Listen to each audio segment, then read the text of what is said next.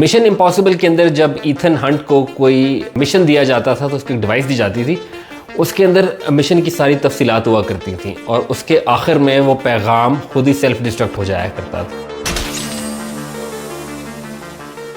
इसके अलावा हमने एक्सप्लोडिंग मैंगोज़ का भी सुना है, फटते आम। जनरल ज़ियाउल हक का जो प्लेन क्रैश हुआ था तो उसमें एक्सप्लोडिंग मैंगोज़ एक किताब थी जिसके बारे में काफ़ी ज़्यादा तारीख़ में ज़िक्र है। मगर अब जो लेबनान में हुआ है उसके बाद एक और नई टर्म्स हमारे सामने आई है और उसको कहते हैं एक्सप्लोडिंग पेजर्स। जी हाँ, एक्सप्लोडिंग पेजर्स। पेजर्स वो डिवाइस होती है जिसको कम्युनिकेशन के लिए इस्तेमाल किया जाता है, जो कि बहुत पुरानी डिवाइस कंसिडर की जाती थी, मगर अभी हालिया जो लेबनान में हुआ है उसके बाद से दोबारा ये डिवाइस ज़ुबान ज़द आम है, यानी कि इसका हर जगह पर जिक्र हो रहा है। तो हुआ कुछ यूँ कि लेबनान के अंदर 17 सितंबर को ये ख़बर आई कि जो पेजर्स डिवाइसेस हैं वो एक्सप्लोड होना शुरू हुई हैं, जिसके 22 तकरीबन 3000 के करीब लोग इंजर्ड हो गए हैं और तकरीबन 9 के करीब डेथ्स का जिक्र हुआ, जिसके बाद से ये बात दोबारा सामने आई कि ये पेजर्स नामी डिवाइसेस कैसे एक्सप्लोड हो सकती हैं। खैर, ये डिवाइसेस तो एक्सप्लोड हुई जो भी हुई, बट पाकिस्तान में रहते हुए या इवन इंडिया में रहते हुए सवाल ये बनता है कि हमारा इस चीज़ से क्या ताल्लुक़। लेबनान में जो कुछ हुआ, अगर डिवाइसेस वहाँ पर फटी हैं तो इससे हमें क्या लेना देना। इससे हमें लेना देना है, हमारे लिए बहुत अहम चीज़ है। इसकी वजूहात मैं आपको इस वीडियो में बताता हूँ और बताता हूँ कि जो मॉडर्न वॉरफेयर है या जो मॉडर्न जंग है वो किस लेवल के ऊपर जा रही है और मुझे और आपको इससे क्या इम्पैक्ट हो सकता है। लेबनान के बारे में तो मैंने आपको बताया, बट पहले मैं ये बता दूं कि जो हिजबुल्लाह मिलिशिया है वो इन पेजर्स का इस्तेमाल क्यों कर रही थी अगर ये बहुत पुरानी टेक्नोलॉजी है। लेबनान की जो लीडरशिप है वो काफ़ी अरसे से पेजर्स का इस्तेमाल कर रही है। वो इसलिए इस्तेमाल करती है बिकॉज उनके नज़दीक, और इवन टेक्नोलॉजी भी यही कहती है कि जो स्मार्टफोन्स हैं या जो सोफिस्टिकेटेड नई डिवाइसेस हैं उनको ट्रैक करना, उनको हैक करना, उनके थ्रू आपकी तमाम मालूमात हासिल करना बहुत आसान है, जबकि पेजर जो कि तकरीबन 2 तिहाई पुरानी टेक्नोलॉजी है, उससे भी पुरानी टेक्नोलॉजी है, उसको हैक करना या उससे इंफॉर्मेशन इकट्ठी करना बहुत मुश्किल है, क्योंकि ना तो उसमें GPS होता है, ना उसमें कोई और इंटरनेट से कनेक्टिविटी होती है। वो सिर्फ एक छोटे से पैगाम भेजने के लिए काम आता है। तो हिजबुल्लाह की लीडरशिप पिछले काफ़ी अर्से से इसका इस्तेमाल कर रही है, बट जब 7 अक्टूबर 2023 में हमास ने इसराइल के अंदर हमला किया और उसके बाद इसराइल ने रिटेलिएट किया और गज़ा के अंदर एक नई जंग छेड़ी, उसके बाद हसन नसरुल्लाह ने, जो कि हिजबुल्लाह के लीडर हैं, उन्होंने कुछ अर्सा पहले एक तकरीर के अंदर अपने अरकान को, कारकुनान को ये कहा था कि वो स्मार्टफोन्स को या तो तबाह कर दें या इसको ज़मीन में दफना दें, क्योंकि इससे आपका दुश्मन आपको ट्रैक कर सकता है। यही वो वजह थी जिसकी वजह से हिजबुल्लाह के जो रैंक एंड फाइल हैं या जो नीचे के केडर्स हैं, इनफैक्ट तमाम अरकान ने पेजर्स का इस्तेमाल कम्युनिकेशन के लिए करना शुरू कर दिया। और यही वजह है कि जब लेबनान के अंदर ब्लास्ट हुए तो उसकी वजह से 3000 के करीब लोग उससे ज़ख्मी हुए। अब इस हवाले से हिजबुल्लाह का क्या कहना है? हिजबुल्लाह ने इस हवाले से इन तमाम एक्टिविटीज़ का या ये जो पेजर्स फटे हैं इसका इल्ज़ाम डायरेक्टली उन्होंने इसराइल पर आयद किया है। उनका कहना है कि इसराइल इसके पीछे है और वो इसका बदला इसराइल से लेकर हटेंगे। इसराइल ने इस हवाले से कोई हतमी बात नहीं की, इनफैक्ट उन्होंने इसको एक्सेप्ट नहीं किया। उनके एक आला ओहदेदार या जो माजी में बेंजामिन नेतन्याहू के एडवाइज़र रह चुके हैं, उन्होंने एक ट्वीट की थी जिसमें इस बात का इंदिया दिया था कि सबके पीछे इसराइल का हाथ है, मगर बाद में उन्होंने वो ट्वीट डिलीट कर दी और बेंजामिन नेतन्याहू के ऑफिस ने उसके बारे में यही बयान जारी किया कि वो उनके तर्जुमान नहीं हैं। लेबनान ने तो इसराइल पर इल्ज़ाम लगा दिया है और इसराइल ने इसको एक्सेप्ट नहीं किया। तो हकीकत क्या है? इस हवाले से एक्सपर्ट्स ने 2 किस्म की थीरीज़ पेश की हैं। एक तो एक्सपर्ट्स की जानिब से कहा जा रहा है कि इन डिवाइसेस को हैक किया गया है, जिसके बाद इनकी जो पावर कंजम्पशन है उसको बढ़ा दिया गया, जिसकी वजह से जो बैटरीज़ हैं वो ओवरहीट हुई और बाद में उनमें ब्लास्ट हुआ, जिसको साइबर अटैक का नाम दिया जा रहा है। दूसरी थीरी ये है कि सप्लाई चेन अटैक जिसको कहा जा रहा है, उसमें ये कहा गया है कि क्योंकि जब हिजबुल्लाह ने इन पेजर्स का ऑर्डर दिया था, तो जब ये पेजर्स जो बनाने वाली कंपनी है वहाँ से ये पेजर्स बनकर हिजबुल्लाह के पास लेबनान में पहुँच रहे थे, तो उस वक़्त इसराइल ने शायद इसको इंटरसेप्ट किया और इसके अंदर, हर पेजर के अंदर कोई ना कोई छोटी सी एक्सप्लोसिव डिवाइस लगा दी है, जिसके बाइस ये तमाम ब्लास्ट हुए।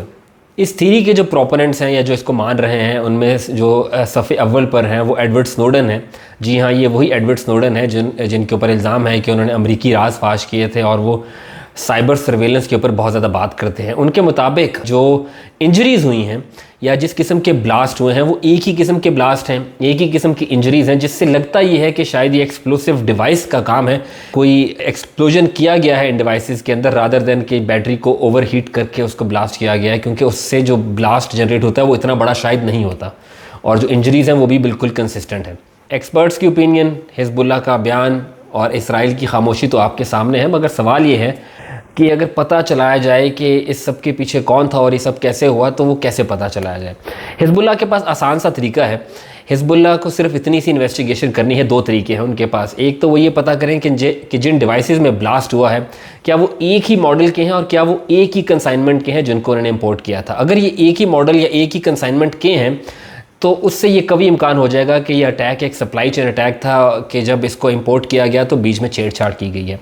बट अगर ये अटैक मुख्तलिफ मॉडल्स के डिवाइसेस के ऊपर हुआ है, सिर्फ एक ही मॉडल की डिवाइस के ऊपर नहीं हुआ, तो इसमें साइबर अटैक का अंसर शामिल हो सकता है। सो ये बुनियादी सी चीज़ है जिसको हिजबुल्लाह को इन्वेस्टिगेट करना है। बाय द वे, जो सोशल मीडिया के ऊपर जो स्क्रीनशॉट्स या फ़ोटोज़ शेयर की जा रही हैं जिन डिवाइसेस की, वो एक अपोलो नामी कंपनी है जिसका AP900 AP924 मॉडल जिसको शेयर किया जा रहा है, जिसके अंदर ये ब्लास्ट हुआ है। इसके अलावा कुछ लोगों ने मोटरोला नामी कंपनी, जो कि अमेरिकी कंपनी है, उसका भी जिक्र किया है, अगर मोटरोला की जो डिवाइसेस हैं अभी उसके हवाले से कोई वाज़े एविडेंस सामने नहीं आया। पहले मैं इस पे बात करूं कि क्या ये डिवाइसेस एक्सप्लोड की जा सकती हैं, इन्हें हैक किया जा सकता है कि नहीं। उससे पहले मैं आपको बताता हूं कि जो इसराइल की जो तारीख है मोबाइल फ़ोन या टेलीफोन के थ्रू ब्लास्ट करने की या टारगेटेड किलिंग करने की, वो अभी की नहीं है, ये काफ़ी पुरानी है। 1972 के अंदर पहला वाक़या डॉक्यूमेंट किया गया था जिसमें इसराइल ने एक टेलीफोन के ज़रिए पैलेस्टीनियन लिबरेशन ऑर्गेनाइजेशन के एक लीडर को टारगेट बनाया था। जब उनके फ़ोन की बेस का जो मार्बल है उन्होंने चेंज कर दिया था,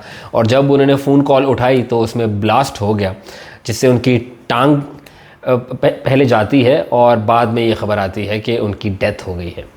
इसके बाद एक और वाक़या 1996 का है, जिसके अंदर हमास के एक लीडर जिनका नाम याह्या अय्याश था, उनको भी निशाना बनाया गया। उनके हाथ में जो फ़ोन था उसमें एक 50 ग्राम का छोटा सा एक्सप्लोसिव फिट किया गया था। जब उनको कॉल आई, उन्होंने फ़ोन उठाया तो वो एक्सप्लोसिव फटा और उनसे उनकी डेथ हो गई। तो अब ये सवाल कि क्या ये डिवाइसेस एक्सप्लोड हो सकती हैं या इन्हें एक्सप्लोड किया जा सकता है कि नहीं, इसके लिए आपको कुछ एग्जांपल्स को देखना होगा। जो हालिया आपके सामने बहुत से एग्जांपल्स आएंगे, बट आपने कभी उसको इस जाविये से देखा नहीं होगा, इस एंगल से देखा नहीं होगा।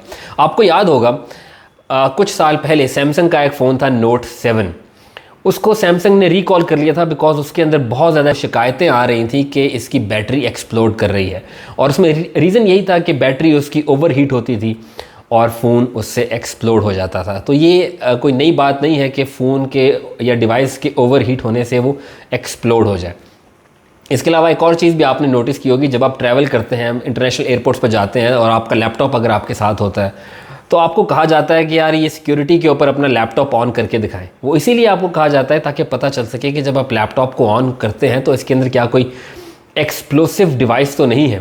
इसके अलावा और भी बहुत से वाक़यात हैं। अप्रैल 2023 के अंदर इंडिया के अंदर एक वाक़या पेश आया था जब एक 8 साल लड़की की डेथ हुई थी जब वो फ़ोन इस्तेमाल कर रही थी और वो फ़ोन ब्लास्ट कर गया था। इसके अलावा एक और ये वीडियो है जिसके अंदर एक लैपटॉप आइडल पड़ा है कमरे के अंदर, मगर उसमें एकदम ख़ुद से आग लगती है, जिससे पहले कमरे में आग लगती है और बाद में वो बिल्डिंग जो है वो जल जाती है। तो लैपटॉप पड़ा उसको आग लगती है और उसके अंदर यही कहा गया था कि लैपटॉप की बैटरी ओवरहीट हुई जिसकी वजह से ये आग लगी। सो ये बहुत से वाक़यात हैं जिसके अंदर आपको इलेक्ट्रॉनिक डिवाइसेस या इवन मोबाइल डिवाइसेस जो ख़ास तौर के ऊपर वो पड़े एक्सप्लोड हो जाती हैं, इस्तेमाल के दौरान वो ओवरहीट होती हैं और एक्सप्लोड हो जाती है। सो ये डिवाइसेस अगर उनकी जो बैटरी है वो ओवर हीट होती है तो वो एक्सप्लोड हो सकती है, इसमें कोई शक नहीं। और ख़ास तौर पे जो लिथियम आयन बैटरीज़ हैं उनके बारे में ज़्यादा कहा जाता है कि वो बहुत ज़्यादा सेंसिटिव हैं, अगर वो ओवर हीट होती हैं तो उनमें आग लग सकती है। इसी हवाले से बहुत सी जो कंप्यूटर मैन्युफैक्चरिंग कंपनीज़ हैं उन्होंने अपनी डिवाइसेस के अंदर सेफ्टी फ़ीचर्स ऐड किए हुए हैं। सेफ्टी फ़ीचर से मुराद ये होता है कि अगर आपका जो डेस्कटॉप सिस्टम है वो ओवर हीट करना शुरू होगा तो उसको ऑटोमेटिकली शट डाउन कर देता है सिस्टम और आपको सिग्नल देता है कि जो इसका प्रोसेसर है या इसका CPU है वो ओवरहीट कर रहा है। आपका आईफोन आप उसको गर्मी में लेकर बाहर जाकर इस्तेमाल करें और अगर वो थोड़ा सा भी ओवरहीट होता है तो वो डिवाइस खुद ही बंद हो जाती है। इसी तरीके से सैमसंग के अंदर भी अब ये फीचर आना शुरू हो चुका है। अब सबसे अहम सवाल कि इस सब में मेरा और आपका क्या लेना देना है। ये तो लेबनान के अंदर हुआ है, ये हमें कैसे इम्पैक्ट कर सकता है।